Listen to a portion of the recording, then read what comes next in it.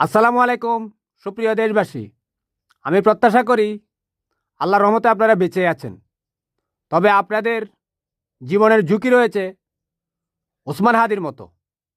দেখেছেন তো কীভাবে বাংলাদেশে থাকা শেখ হাসিনার ভারতীয় পাইউ এজেন্টরা তারা গুপ্ত হত্যায় মেতে উঠেছে। এটা ভারতীয় গোয়েন্দা বাহিনীর রয়ের একটা কিলিং মিশন। তারা 2024 জুলাই আগস্টের যে সমস্ত বিপ্লবীরা রয়েছে তাদেরকে মারার একটা কূটকৌশল নিয়েছে এবং তাদেরকে বাংলাদেশ থেকে সেভ করে ভারতে নিয়ে যাওয়ারও বিভিন্ন রকমের প্ল্যান তারা করে রেখেছে এবং তারা খুব দ্রুত গতিতে বাংলাদেশ ছেড়ে ভারতে পালিয়ে যেতে সক্ষম হচ্ছে। ঠিক হাদিকে যেদিন গুলি করা হয় তার পরের দিন আওয়ামী লীগের যে বয়ান তৈরি করে সাংঘাতিক আনিস আলমগীর, তাকে ডিবিতে ডেকে পাঠানো হয়েছে। এর কারণ রয়েছে, কারণ সে আওয়ামী লীগের পক্ষে বয়ান তৈরি করে। শুনুন সে কি বলে, 5 সেকেন্ডের মাত্র একটা ভিডিও।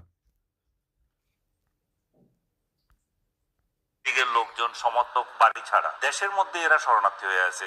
2 কোটি আওয়ামী লীগের লোকজন সমর্থক বাড়ি ছাড়া দেশের মধ্যে এরা শরণার্থী হয়ে আছে। 2 কোটি আওয়ামী লীগ। বুঝতে পেরেছেন?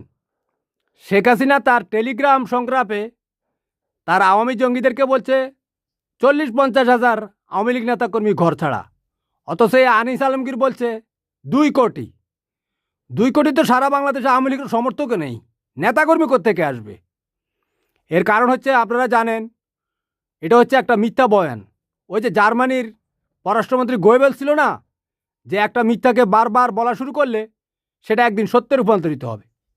ওই যে বাংলাদেশের 1971 সালের মুক্তিযুদ্ধে 30 লাখ শহীদ বলা হয়েছে, 2 লক্ষ নারীর সম্ভ্রম চলে গিয়েছে বলে বলা হয়েছে, কিন্তু 2 লক্ষের জায়গায় প্রায় 70 থেকে 75 হাজার শহীদের লিস্ট পাওয়া গিয়েছে।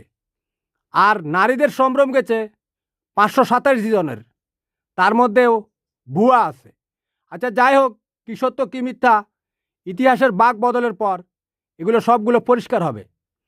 তো এই আনিস আলমগীররা ঠিক গোয়েবলসের থিওরিটা বাংলাদেশে অ্যাপ্লাই করছে, আর আওয়ামী লীগের যে সমস্ত জঙ্গি তাদেরকে উস্কানি দিচ্ছে, কারণ তাদেরকে বয়ান তৈরি করেছে দেশের মধ্যে অন্তর্ঘাত সৃষ্টি করার জন্য, যাতে আওয়ামী লীগ, আপনারা দেখেছেন তো হাদিকে যারা গুলি করেছে তাদের সাথে কিন্তু হাদির কোনো অর্থনৈতিক কোনো সম্পর্ক নেই, জায়গা জমি সংক্রান্ত কোনো সমস্যাও নেই। তো কেন মেরেছে? একমাত্র আওয়ামী বিরোধী হওয়ার কারণে।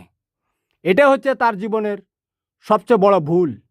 যেটা ভুল না, এভাবে বিপ্লবীদেরকে জীবন দিয়ে জাতির জন্য